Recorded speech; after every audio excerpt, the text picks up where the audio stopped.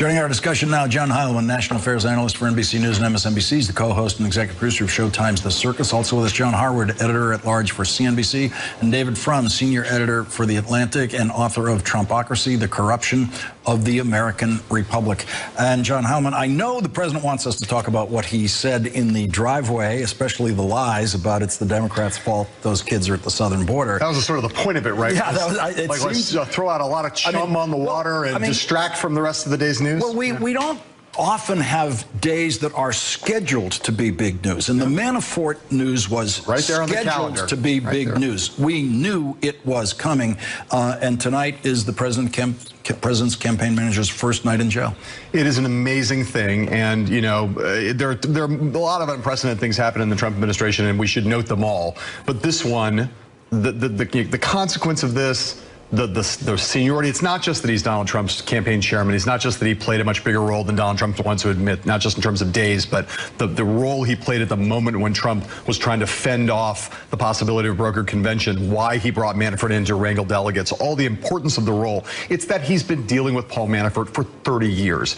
Manafort and Stone, the touchstones, Roger Stone, the touchstone of his electoral life, Paul Manafort and that firm, the way in which Donald Trump understood Washington and how politics and business intersected in the world for 30 years. The man lived in Trump Tower. He is a seminal figure in Donald Trump's life, and he gets at the thing that Trump has always wanted to wall off. What did I do in my business life that connected maybe to Russia over the course of a decade or more that led to 2015 and 2016 and 2017? The two people who were in that camp, Paul Manafort and Michael Cohen. Paul Manafort now in jail and under more pressure than he's ever been under to cooperate with prosecutors. It is a bad, bad day for Donald Trump. David Frum, do you want to take a shot at that question of which one of them is sleeping better tonight, Donald Trump or Paul Manafort?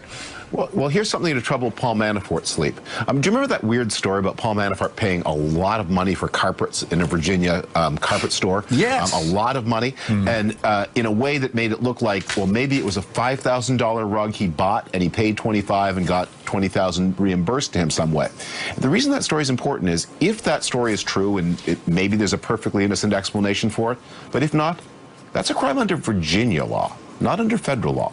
Paul Manafort owns all kinds of real estate in New York City. If that money, New York, before the Great Depression, was the center of financial regulation in the United States, and all of those financial regulations from before the Great Depression and the SEC are still on the books of New York State. He can trip over all kinds of New York State laws about fair dealing and wire fraud. And the president can't pardon those either. So that may trouble his sleep, that he has Virginia and New York State liability. John Harwood, the president did finally talk about the Inspector General's report this morning on Fox and Friends. He was strangely silent about it yesterday. And, of course, you had summarized it in a tweet-size executive summary for him, which I read on the show last night, where there was no good news, really, for Donald Trump in the Inspector General's report. But he tried to invent a version of the Inspector General's report today that was somehow favorable to him personally. Well, there are things that are unflattering to some people in the report, including James Comey, including Peter Strzok and Lisa Page. But if you look at the underlying reality of that report and what the Inspector General Michael Horowitz concluded, it is that the investigation was conducted with integrity, and that the decision not to prosecute Hillary Clinton was also made with integrity. That is to say, not influenced by bias, not influenced by improper considerations, all drawing upon the experience, the law, and the past department practice. The one thing I want to add to what David and John were saying, I think the other thing that's going to trouble Paul Manafort's sleep, our colleague Ken Delanian this afternoon did some reporting about what the jail that we think Paul Manafort is going to, that place is crawling with cockroaches, and you've got a guy who has been used to an incredibly comfortable lifestyle that, according to Robert Mueller, was financed with ill-gotten gains, and he's sleeping with cockroaches tonight. Paul Manafort's a man who likes a high thread count, Lawrence. He likes the high thread count. The thread count in this penitentiary is not going to be so high. The cockroaches are all part of the pressure on Paul Manafort. There's a way out of jail. Right. there's a way out of jail tonight. He doesn't have to even spend the entire night if he gets the word to Robert Mueller that he's willing to cooperate. Well, and I'll say, Harry Libman raised this when the Manafort witness tampering thing first came up. People speculate a lot about whether or not Trump has offered him a pardon secretly. It makes no sense. Now, Trump is obviously dangling pardons for a lot of people. But if you're Paul Manafort, and if you believe, really confidently you believe that you're going to get a pardon from Donald Trump, why would you start tampering with witnesses? It makes no sense. So I think everyone who knows Donald Trump well, and Paul Manafort does, just like Michael Cohen does, none of them consider him reliable on this question. So he can dangle pardons, but no one considers him reliable in any aspect of his life for reasons of character that you've amply outlined on the history of the show. They all know him well enough to know you can't count on Donald Trump. Even if you had an ironclad contract, even if you had an ironclad promise, he could still renege, and he hasn't given out ironclad promises or contracts that anyone knows of so far on this matter. And that is precisely the right point, guys, because, Lawrence, you talked about the void of empathy in Donald Trump, which he has made clear over and over. If you're Michael Cohen and you're the guy who said, I'll take a bullet for Donald Trump, I'll do anything for Donald Trump, it is obvious right now that he is feeling that Donald Trump has no intention of doing the same thing for him. Does Paul Manafort really think that the good wishes of President Trump are going to save him? Now, that doesn't mean the president may not pardon him, but if he does, it's going to be not because he feels some sense of obligation or personal loyalty to Manafort or Cohen. He doesn't seem to feel loyalty to anybody except himself. And of course, David, from the legal challenge for the president to reach out and pardon any of them now, as Rudy Giuliani is making noises about possible pardons, is that they then lose their Fifth Amendment rights. So if you were to pardon Manafort, tomorrow for some period, for everything he's charged with right now, the next day, that the special prosecutor can put Manafort under oath in the grand jury, and he has no ability to claim the Fifth Amendment. That's such an important point, and that is the sort of the structural trap the president faces. People will start testifying against him because they will be exposed to a penalty for contempt of court if they do not. The dangling the pardon may be a lot more strategic for the president than ever granting a pardon. John Harwood, John Heilman, David Frum, thank you all for joining us on this Friday night. Really appreciate it. Thank you. And when we come back, Michael Cohen actually went to court to try to stop what you are about to see. Michael Avenatti on the last word once again.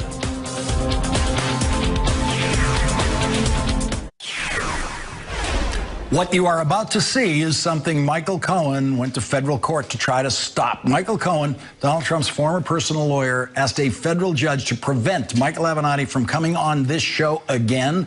And in his pleading filed last night in federal court, Michael Cohen actually quoted things that Michael Avenatti said on this show as examples of why Michael Avenatti should be stopped from coming on this show.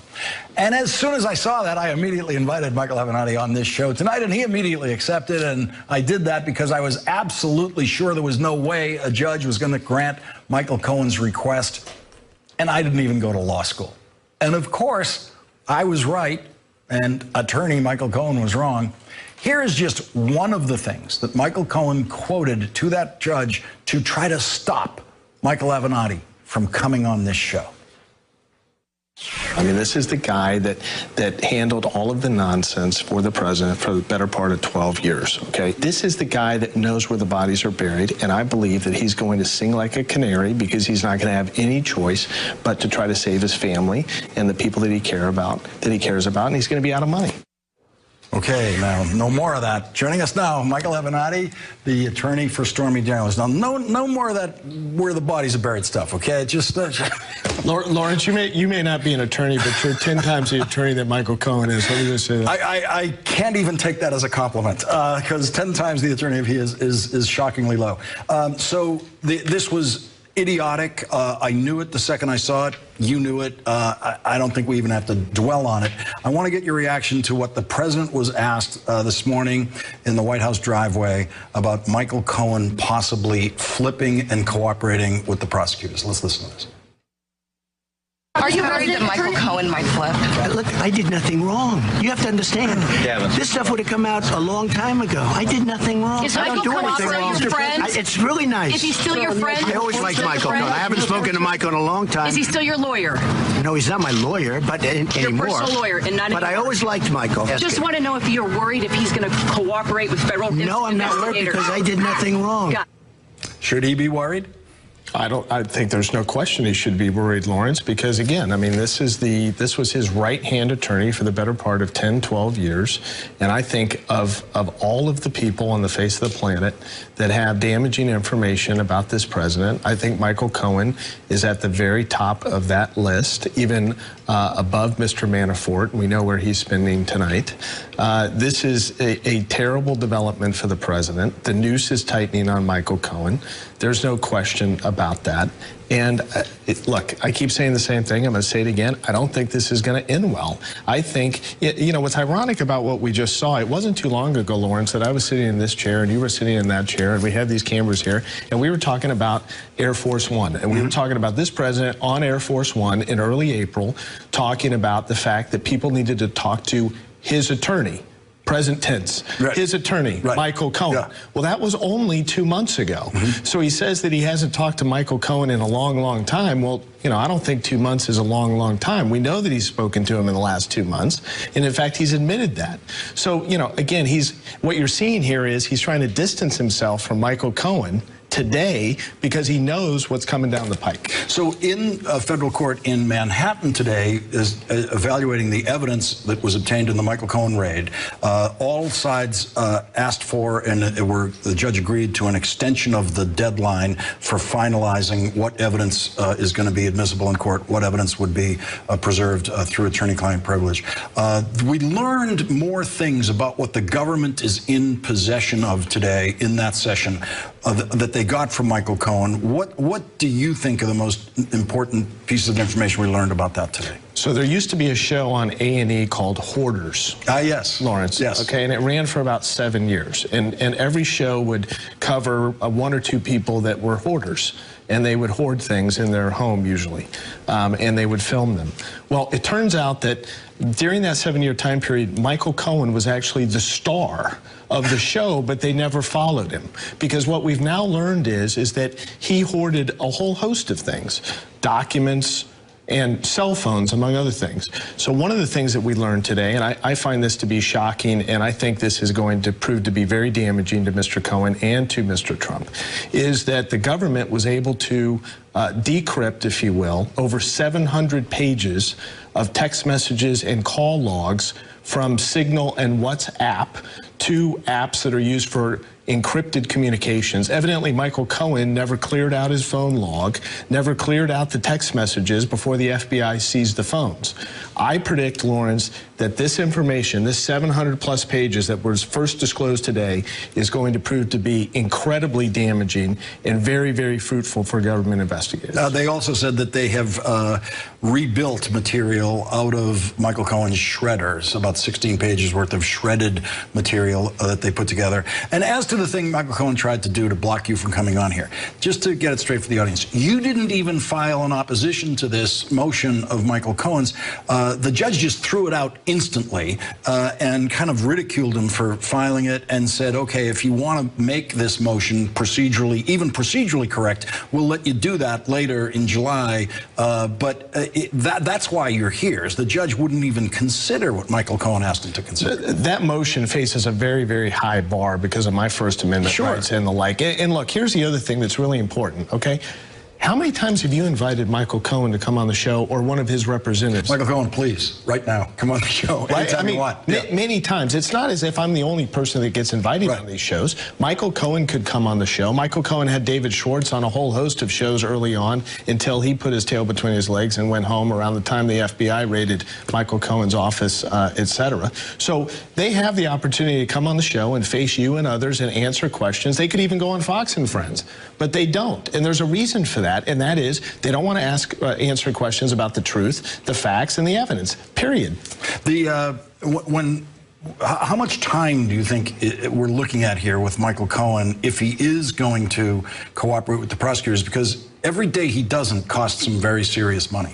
Well, not only does it cost him money, Lawrence, but it also, he's running a very risky game at this point, okay? If in fact Bob Mueller ultimately concludes that a sitting president cannot be indicted, Michael Cohen could be left with no chair to sit in when the music stops, meaning he may not have anyone to roll up on or trade or flip on, okay? If I was advising Michael Cohen, I would have told him months ago, we need to get you in sooner rather than later so that you actually have something potentially to trade. With each passing day and each passing week that this guy sits on the sidelines, he's running a big risk.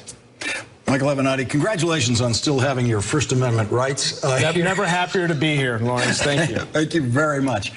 When we come back, Donald Trump's solution to what's happening to the children being turned away from their mothers on the southern border is to simply lie about the children and their mothers. That's next.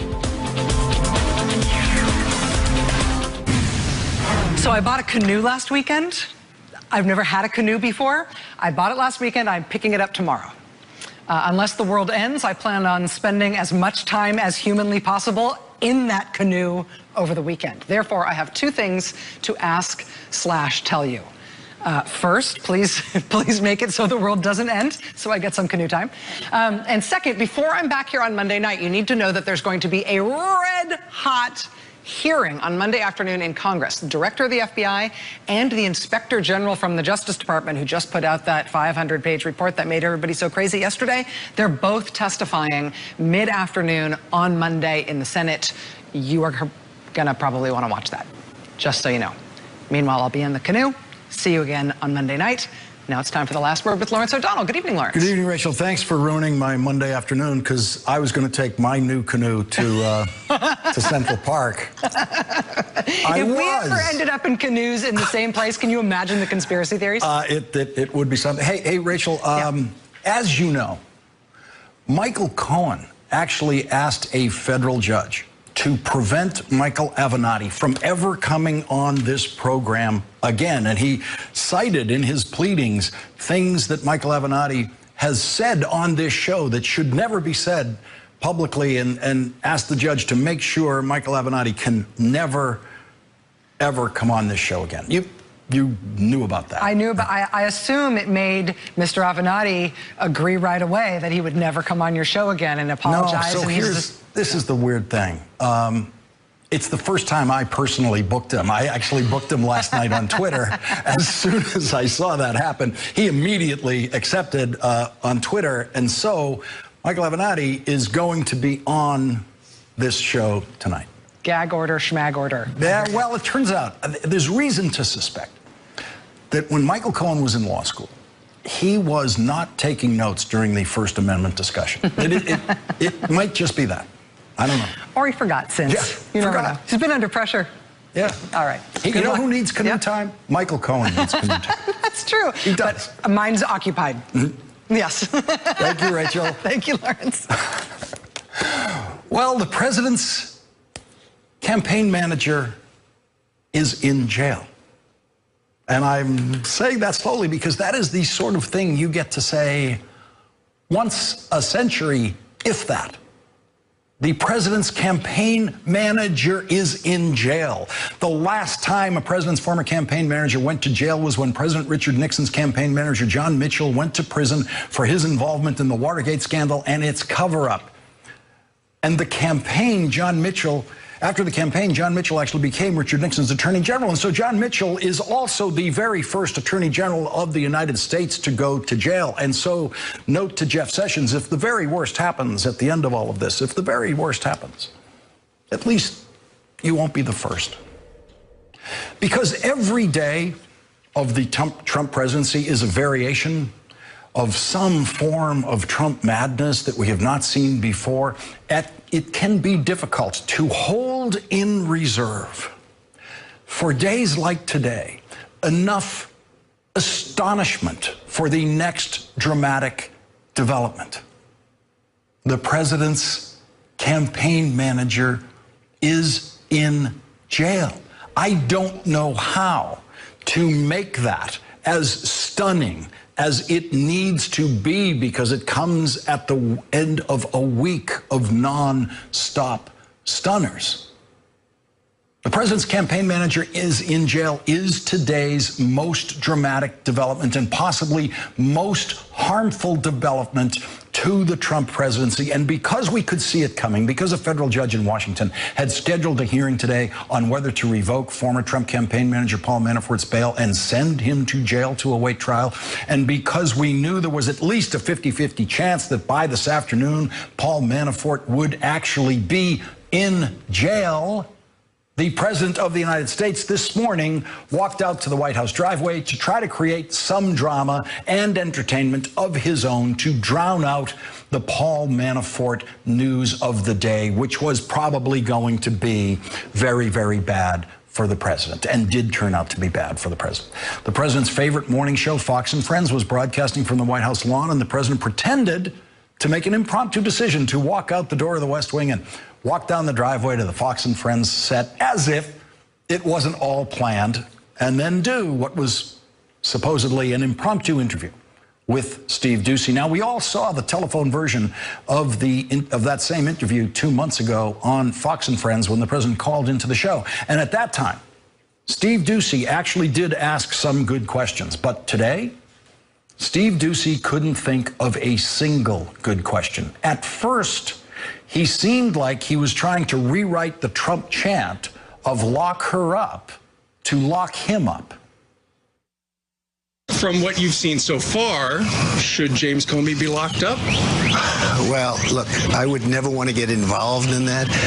Certainly, they just seem like very criminal acts to me. What he did was criminal. What he did was a terrible thing to the people. The Justice Department Inspector General's report issued yesterday makes it very clear that James Comey and no one else in the FBI did anything criminal. So the president is lying when he says that what James Comey did was criminal. But he might not be lying when he said what he did was a terrible thing to the people. There is that theory that if James Comey had followed FBI policy and remained silent about the Hillary Clinton investigation, that Hillary Clinton would be president today. And so if what James Comey did was a terrible thing to the people, the terrible thing that he did was elect Donald Trump. The Inspector General's report says that Comey used bad judgment in his decisions to comment publicly on the Hillary Clinton investigation, but that everything Comey said about the Hillary Clinton investigation was true. The Inspector General's report certified Comey's integrity, but faulted his judgment. And oddly enough, even Steve Doocy actually understands that, because the same guy who asked if James Comey should be locked up a few minutes later said this. From what we've seen, though, regarding the IG report, it sounds like Comey made some bad judgments, but nothing criminal. And that was Steve Doocy's high point. That was his finest moment in the interview. Steve Doocy and no one else at Fox News is ever going to have a problem with the President of the United States lying about the parents of soldiers who were killed in the Korean War. And as we pointed out at this hour last night, the President has already once lied on Fox News about that by saying that the parents of American soldiers who were killed in the Korean War asked him during the presidential campaign to get their children's, their sons' remains back from North Korea. This is a horrible lie. President Trump has never spoken to the parents of dead Korean War soldiers about that, because all of those parents are well over 100 years old, which means that almost all of those parents are dead. Donald Trump has spoken to zero of those parents, zero. Now let's watch the ease with which this deeply perverse liar tells this lie about those parents again. He's giving us back our great heroes who died, as you know. We're getting the remains back, and I've had so many people, so many parents, so many fathers and daughters and sons asking me, please, please. Right. This is during the campaign and after. For this president who pretends to worship the military, that is a horrendous lie to tell. Within the reverence that the military holds for our lost soldiers and our Gold Star parents, it is a sacrilegious lie to tell. And the former four-star general, who is now the White House chief of staff, has done nothing to interrupt the president's lying about the parents of our fallen soldiers in the Korean War. In the president's show this morning, designed to distract from the Manafort case today and to distract from Michael Cohen's failed attempt in court today to prevent Stormy Daniels' attorney Michael Avenatti from appearing on this show tonight, which he will do. The president did more praising of the murderous North Korean dictator he is so taken with. The president of the United States was amused at the possibility and the suggestion, and suggested the possibility that the North Korean dictator had executed some of his high command before meeting with the president. Well, just before you met with him, he cleaned house. 3 of his top generals, some of the hardliners, he fired. Then you go over there, and you took some heat over saluting one of the generals. I think he fired at least, okay? When you say he 3 fired... that we know of. I think maybe fired at least. Fired may be a nice word. Fired may be a nice word. Steve Ducey laughs. Yeah, maybe he just killed them. Just killed them. Donald Trump does not even know that the president of the United States is not supposed to approve of dictators executing people around them. He is morally oblivious. He is, by an order of magnitude, the most amoral creature to ever occupy the White House. The people who have known him the best, known him the most intimately, have called him a liar and worse. His 2 previous wives have called him a liar. His first wife called him violent. And because he is self-centered to the point of sickness, he has no idea how to even sound nice about other people, including his current wife, who is still recovering from surgery of a few weeks ago. Well, the doctor said don't fly for a month, but she'll be able to very shortly. And she's on the mend. Oh, she's in great shape. She's like perfect. And somebody said, did she have a facelift? No. Well, the only person I've heard say, did she have a facelift, is the guy you just heard say, did she have a facelift? So Mr. Oblivious brings up the question of, did his wife have a facelift, when no one was asking it. And he did that because he doesn't have any empathy, even for his recovering wife. He doesn't have any empathy for anyone, including all of his wives, and including the babies and children on our southern border who are being ripped away from their mothers, separated from their parents, because Donald Trump, through Attorney General Jeff Sessions, has ordered that those children be separated from their parents. That was the question that showed the world who the people in the Trump White House really are. Do you have any empathy? These people have nothing. They come to the border with nothing, and you throw children in cages. You're a parent. You're a parent of young children. Don't you have any empathy for what they go through? Jill, go ahead. The president repeatedly lied this morning in the White House driveway and blamed the powerless Democrats in Congress for separating those children from their parents on the southern border. When he finished with Fox and Friends, the president then held an impromptu press conference in the driveway, taking questions from reporters trying to shout over each other.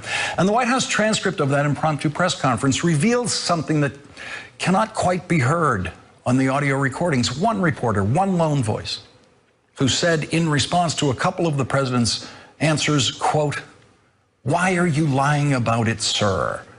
And why do you keep lying about it, sir?" The president never responded to his questions, the most important questions of the day. Why are you lying about it? But that reporter was the one lone voice directly fighting the lying, the one lone voice who figured out that the right question to ask the pathological liar standing in the White House driveway lying this morning was, why are you lying? Lying about the parents of our war dead in the Korean War, lying about the children on the southern border, lying about the Inspector General's report, lying about Robert Mueller's investigation, lying about North Korea, and lying about the liar in the White House, who has actually pled guilty to lying to the FBI. I feel badly for General Flynn. He lost his house, he's lost his life, and some people say he lied, and some people say he didn't lie. I mean, really, it turned out maybe he didn't lie.